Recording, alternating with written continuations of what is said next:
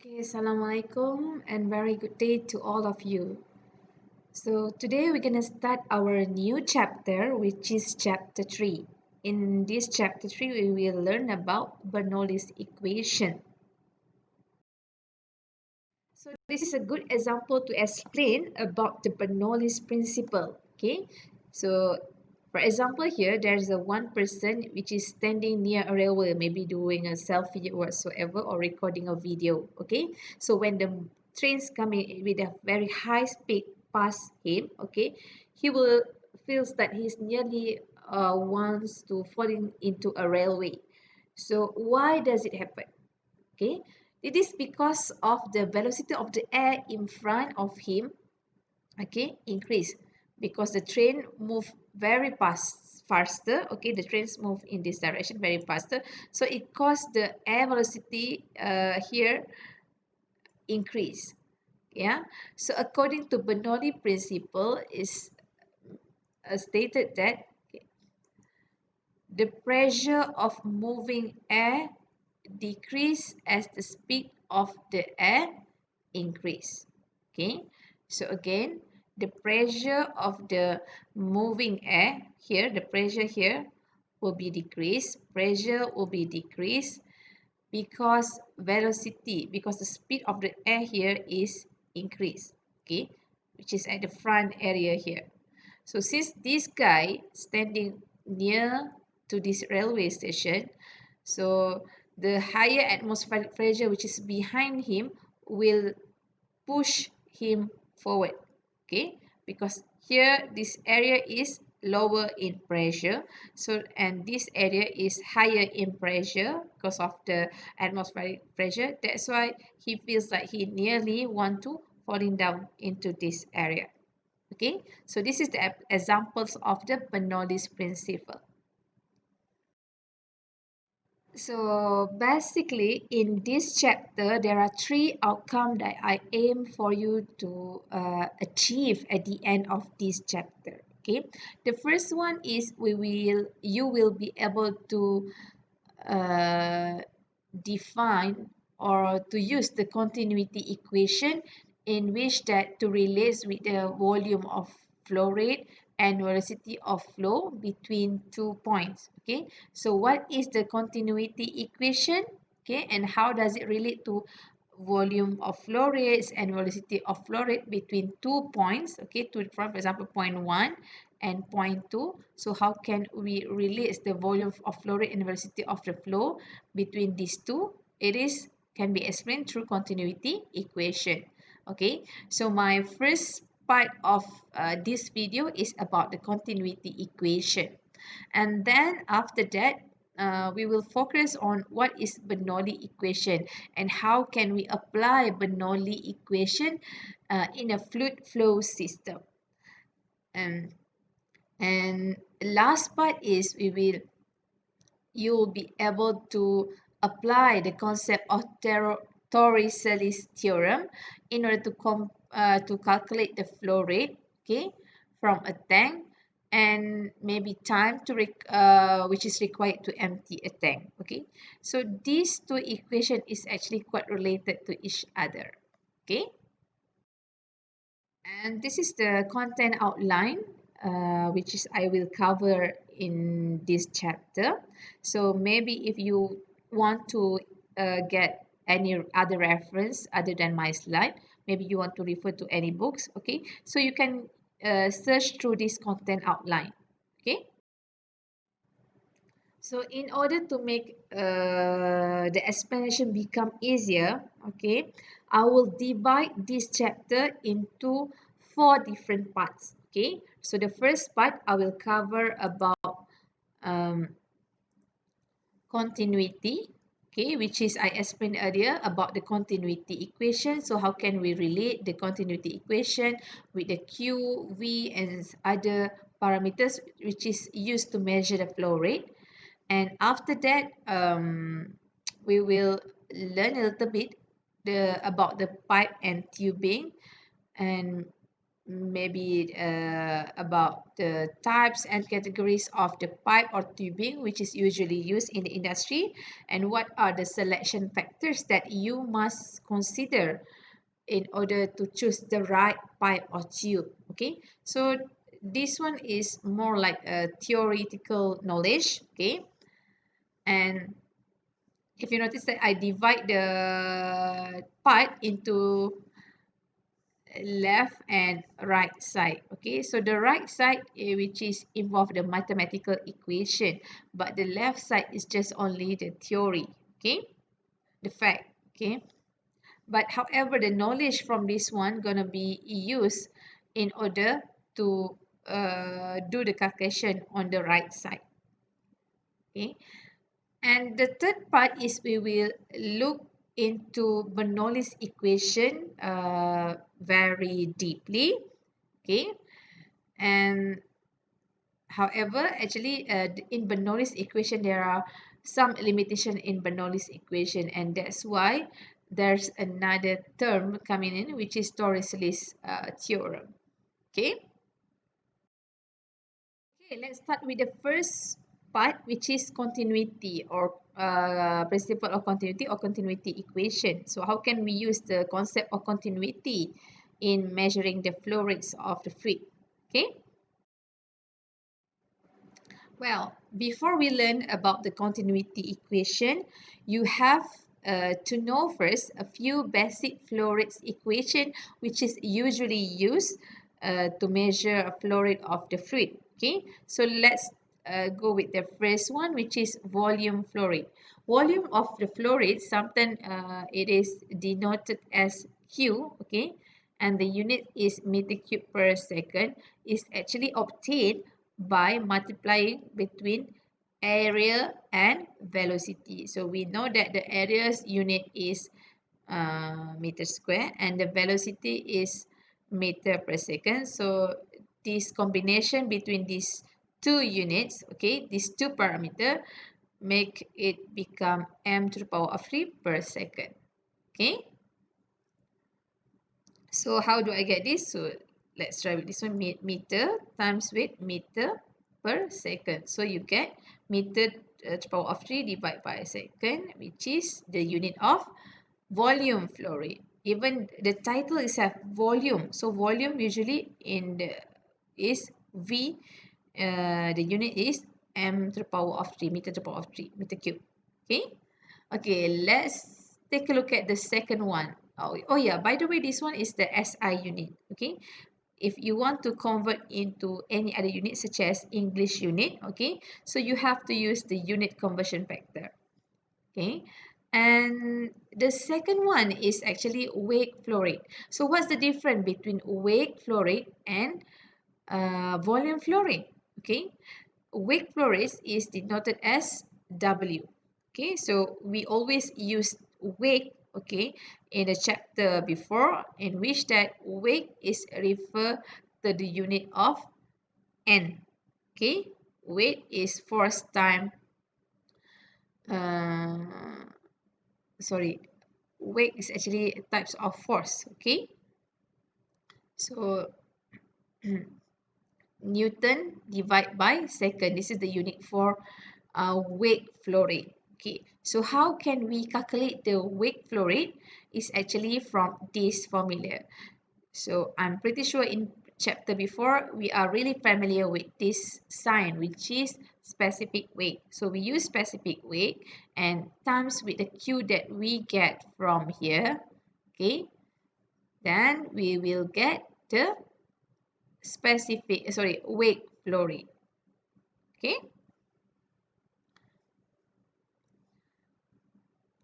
so the unit is Newton per second. Okay, now let's proceed with the last one, which is mass flow rate. So what is the difference between mass flow rate and wake flow rate? Okay, just look at the upper side only. Okay, the mass flow rate is actually, the unit is kg. Meanwhile, the wake upper side is Newton. Okay, it seems like between what is the difference between mass and wake? Mass is just m. However, weight is mg. Okay, so when it's become flow rate, just divide by s. Okay, so how can you get the mass flow rate? So mass flow rate can be get by multiplying density, which is the unit is kg per meter cube, times with the q, which is the unit is meter cube per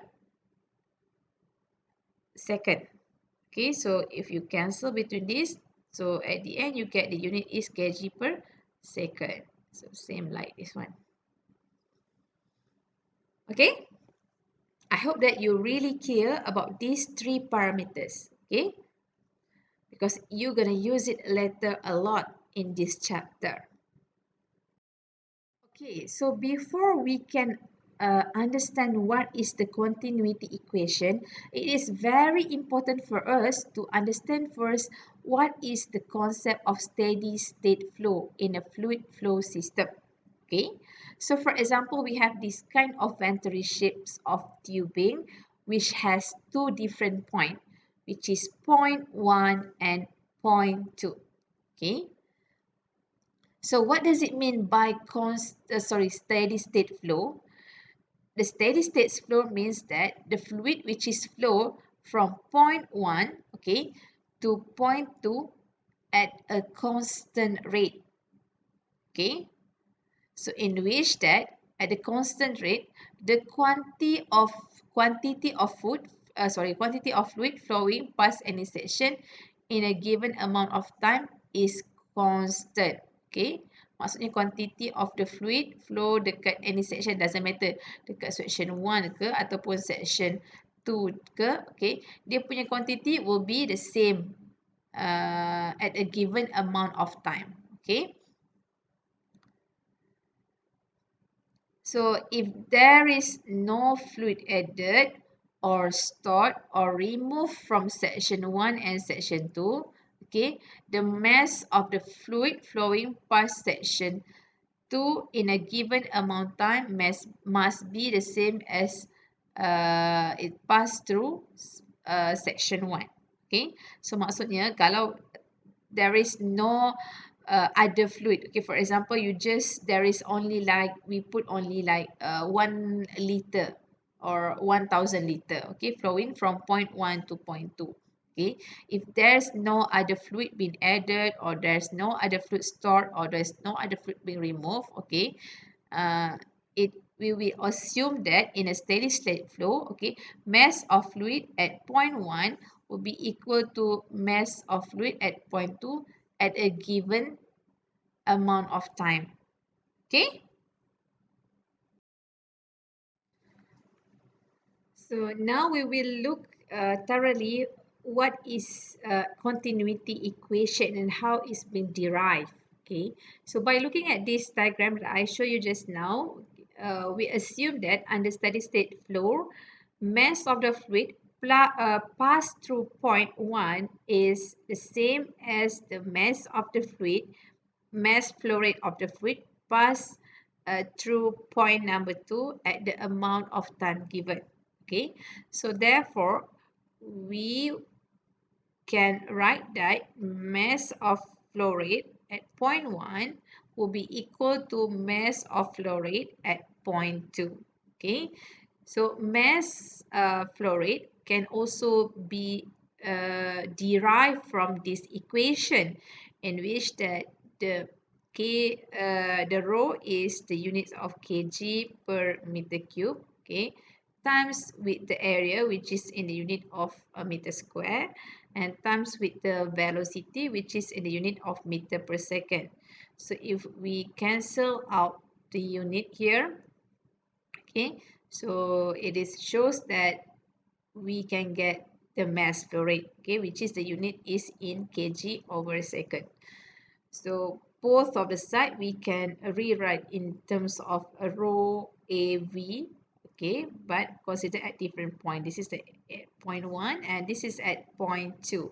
Okay, and if the fluid is compressible, okay, compressible, so we can consider that the rho 1 will be equals to row 2.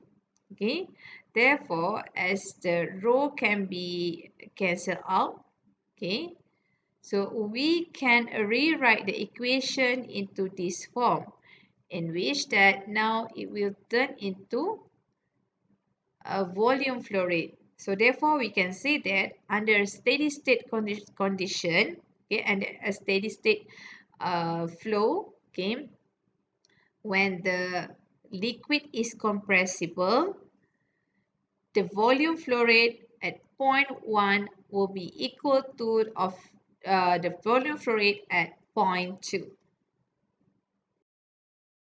Okay, let's do example 1, which is related to continuity equation. Okay, this is the diagram of the flow, which is gone through the venturi kinds of pipe. Okay.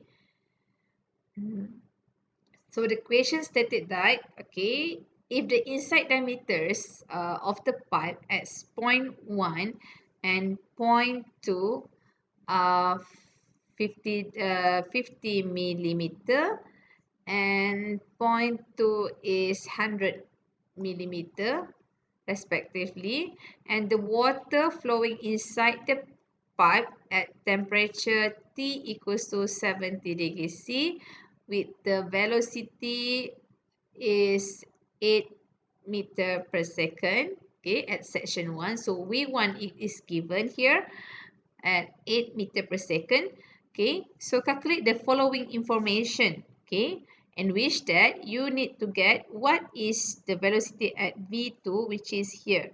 So you need to calculate what is V2 for question 1A, and volume flow rate. Okay, so it doesn't matter at which point, Q1 or Q2, because Q1 will be equals to Q2. So what is the value? You have to calculate it.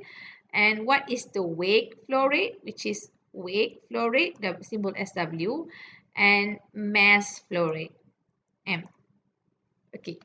So let's take a look. How can we solve this question? By using the continuity equation.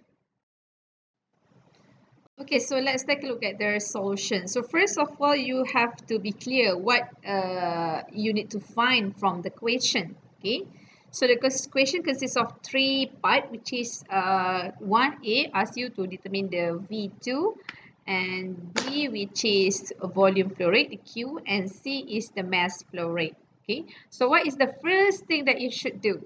Okay, so as usual, as I always did in other chapter, in which that I always sketch the diagram first and list down the information given in the question on the diagram. Okay, so this is very helpful. Okay, you have to label it correctly at the right point. Okay, for example, D and V at point 1. Okay, so you just label it correctly, and D at point 2, and for example here you don't have the 2, so you just put marks like that. Okay, and I always list down the input like this. Okay, so for example here I segregate the info between point 1 and point 2. Okay, so this is the info given in point 1 and info in point 2. For the we don't have the info for V, so you need to calculate what is the V2.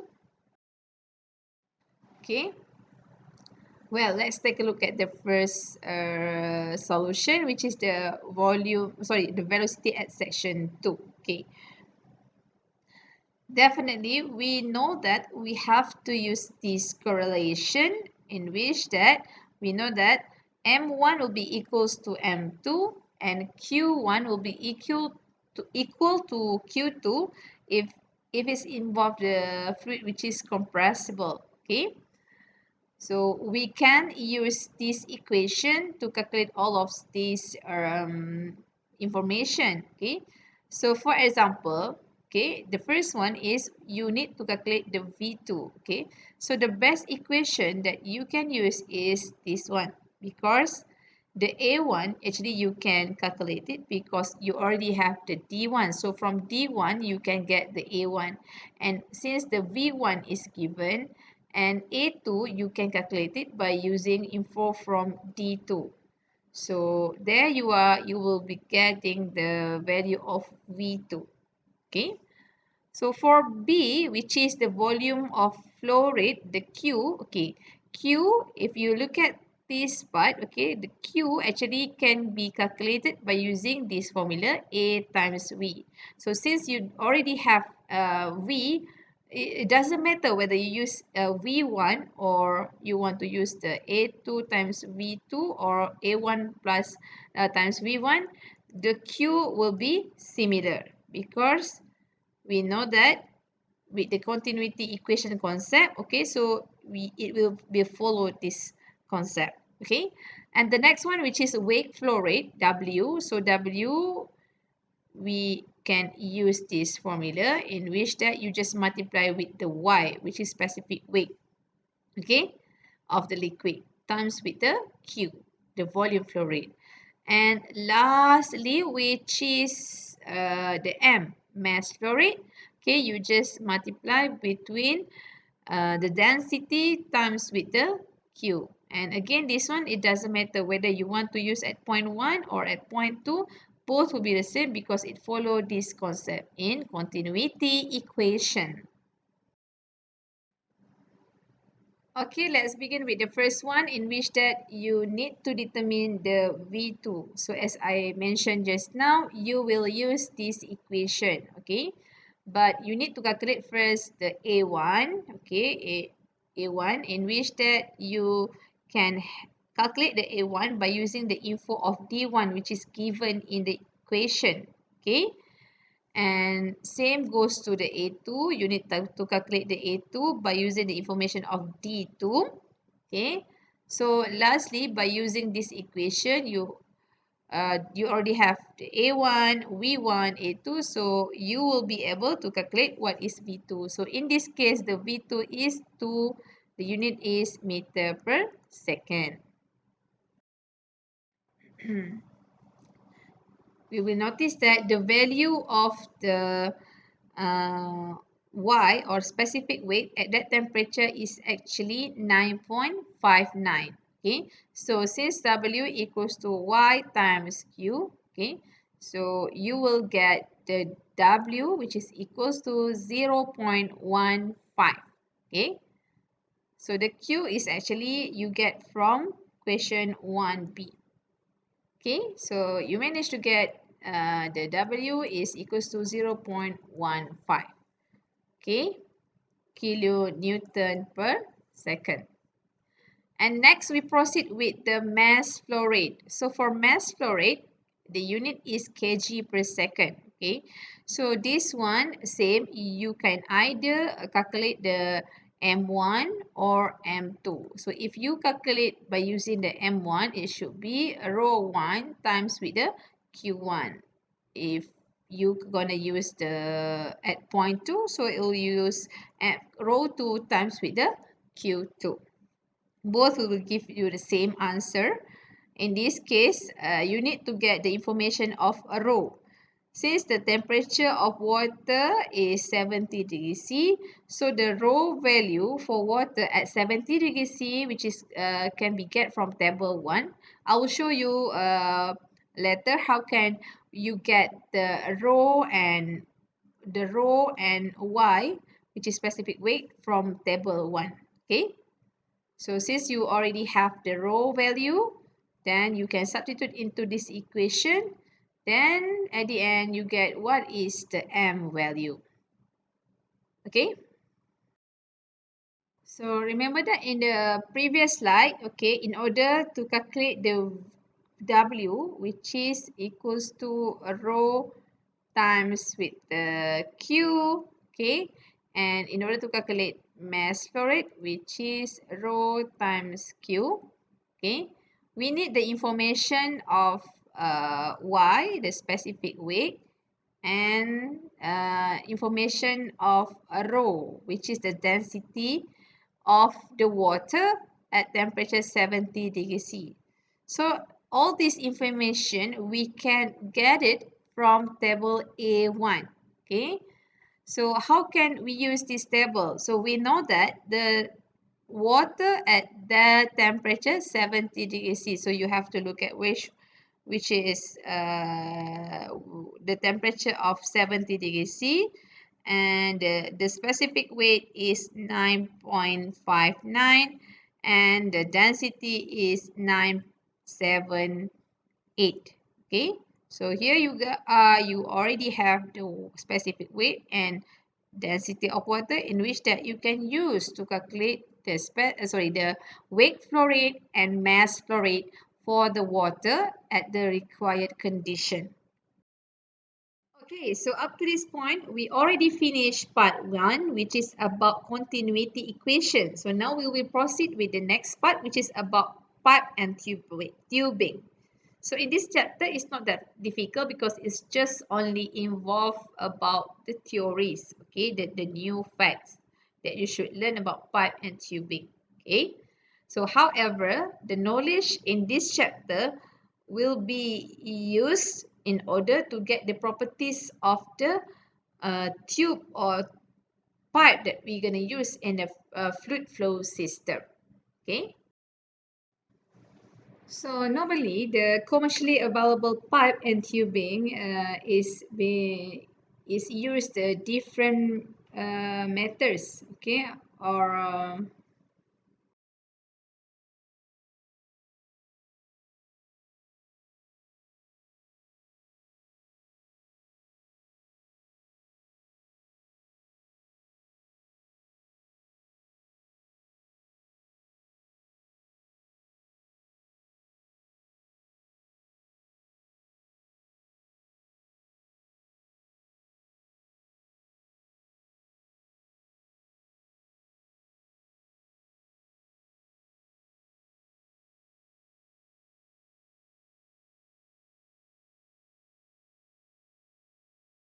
okay, so let's take a look how can we use this table to get the dimension, the real dimension of the pipe, okay.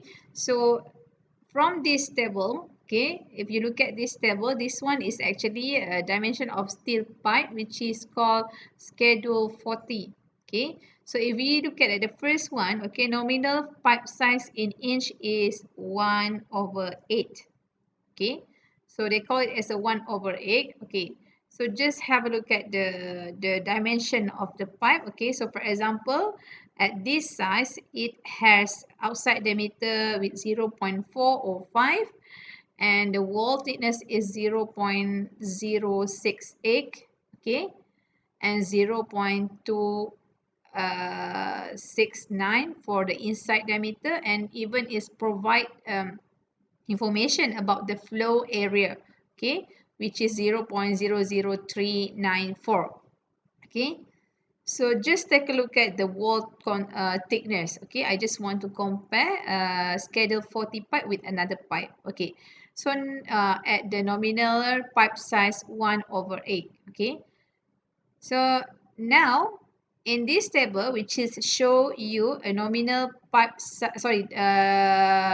table which is described or mention about the dimension and properties of the pipe with the schedule 80. Okay, just now we have schedule 40 and this one is schedule 80. So with the same nominal pipe size in inch, okay, with the same and categories number 1/8, okay. So look at the diameter here, okay. So for outside diameter, which is 0.405, which is still the same with the schedule 40, okay, but the wall thickness is slightly different now. It is 0.095, so it's a little bit thicker compared to schedule 40, and the inside diameter is also slightly smaller, which is 0.215, which is compared to the first one, schedule 40, which is 0.269. And the flow area for the schedule 80 with the same size is 0.00253, which is slightly lower, okay. So here we will say that even though with the same nominal pipe size, for different scheduled types of pipe, okay, the wall thickness is changed. So when the wall thickness is changed, of course it will affect the inside diameter, and of course the flow area will also affected. Okay, but outside diameter is the same. Okay, so you have the same diameter of the outside pipe. Okay, okay, so the first one, which is 40, is the thickness of the wall is slightly thin, smaller, but the one with the 80, the thickness of the wall is slightly thicker. Okay, quite thick the thickness. So that's why the inside diameter become smaller, and in fact it caused the flow area, okay, which is become a smaller area, right? Is the difference between steel pipe and steel tube? If you look at these two images here, okay, it looks like the pipe, the steel pipe has a bigger inner diameter, okay, and is also used for a bigger scale. But for steel tube, it has smaller inner diameter, okay, and it used mostly more for a smaller application. Okay, so now we will look in detail what is the difference between steel pipe and steel tube. Okay, so let's take a look at the steel pipe first. Okay, so for the steel pipe is usually used for pipelines construction. Okay, so if you see that people want to construct a pipeline to distribute for water distribution, okay, so usually that one, the bigger size one, is actually considered as steel pipe. Okay, so the standard size of the pipe usually is categorized whether using a nominal size and schedule number.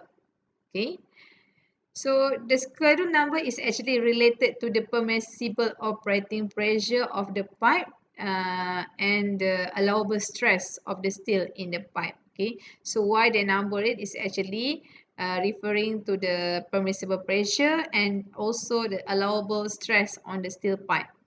Okay, so usually the schedule numbers is range from 10 to 100 60 with higher numbers, which is indicate that it has a thicker wall thickness. Okay, and then the scheduled pipe also given with a nominal size which has the same outside diameter. However, the higher schedule have a smaller internal diameter. Okay, as the example that I show you just now with the schedule 80, it has a smaller internal diameter because the thickness of the wall become thicker. Okay, so now look at the what is steel tube. Okay, the standard steel tubing which is used for fluid power system. Okay, so usually it's been used in condenser or heat exchanger and maybe engine fuel or industrial fluid processing system. Okay, it's more like for a smaller size. Okay, the other types of the tube or pipe which is used in industry, okay, apart from the stainless steel, they also use copper tubing. So what is copper tubing and when is usually used in industry? Okay, so the copper tubing is actually being used a lot for household plumbing and refrigerant lines and compressed air line. Okay, so they use a tube, okay, which is made out of copper. Okay, and for the copper tubing it has two category, whether it is type K or type L. Okay, so with the type K it has the greater wall thickness. That's mean for K type K, the thickness of the wall is higher. Okay, and it is usually used for underground service. Okay, meanwhile for type L is actually suitable for interior purpose of plumbing. Okay, so we will say that the type K is more how to say, the it can be used for a long time. Okay, and nominal size of copper tubing usually is 1/8 inch less than the actual outside diameter of the tube. Okay, so apart from copper tubing, there are also another types of pipe which is made of ductile iron pipe. Okay, so the ductile iron pipe usually used for water, gas, and sewage lines. Okay, so it is made out of from ductile iron. Okay, because it has higher durability, it has strength, and it provide ductility, and it also can be handled easily. Okay, so there are many types of ductile pipes available in the ductile iron pipe available in the market. So usually it's been categorized based on the range of pressure that the pipe can withstand. Okay, and again the actual and outside diameters of the pipes are larger than the normal size. Okay, it is quite contra to the copper tubing, in which that the nominal size of copper tubing 1/8 inch less. Okay, so nominal size dia adalah less than the actual diameter, actual outside diameter. But untuk ductile iron, dia punya actual inside dan outside diameter dia actually larger than nominal size dia. Okay, here is actually showed example of type K and type type L copper pipe being used. Okay, so for example, the type L here is usually used for general plumbing and heating. So it's actually available in soft or hard tempered types of the pipe. Okay, meanwhile, for type K, which is usually printed in green. Oh yeah, before I forget that, the type L always printed in blue. Okay, so the type K is actually has more longer durability. Okay, so it is usually used for an underground service such as to deliver water or gas lines. Okay, and again it's also available in soft or hard temper. Okay, so apart from stainless steel pipe or ductile iron pipe and copper pipe, there are also other types of material which is usually used for construction of the pipe or tubing material. So such as there are also pipe which is made from brass. Okay, brass pipe is usually used to handle with the corrosive fluid, which is also has the same advantages such as like stainless steel pipe, which is anti-corrosive material. Okay, and other materials also been used for making a pipe or tubing, such as aluminium, lead, tin, or vitrified clay. And there are also pipe or tubing made of plastic, which is in the category of polyethylene or nylon and maybe polyvinyl chloride material. Okay.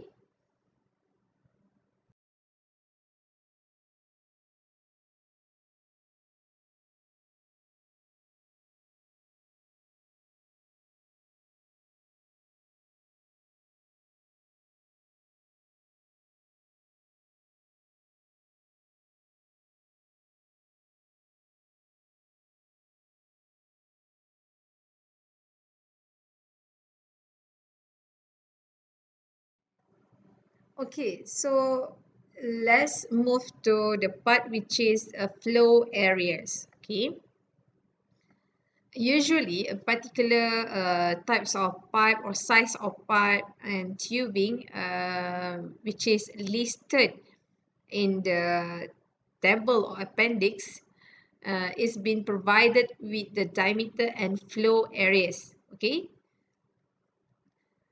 so if the question is giving you the actual diameters, you can actually calculate the area of the flow, okay, by using this formula. Okay, so for example, from this one, okay, with the schedule 80 pipe, okay, with the nominal size 1/8 inch, okay, it has been provided with the outside diameter, which is 0.405, wall thickness, inside diameter, and flow area. Okay, so the information about the flow area and other information such as diameter and wall thickness is provided in the tables or appendix to for you to refer.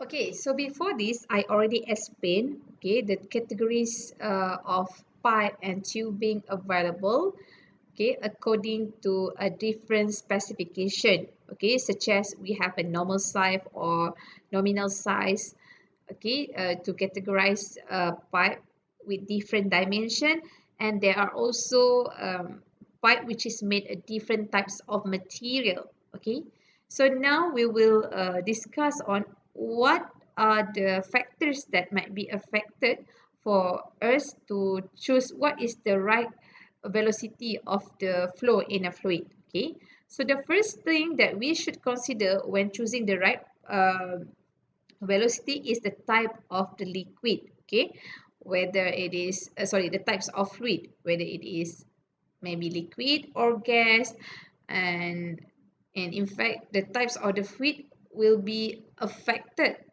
towards the viscosity of the fluid, which is also directly affect the flow of the fluid in a piping system.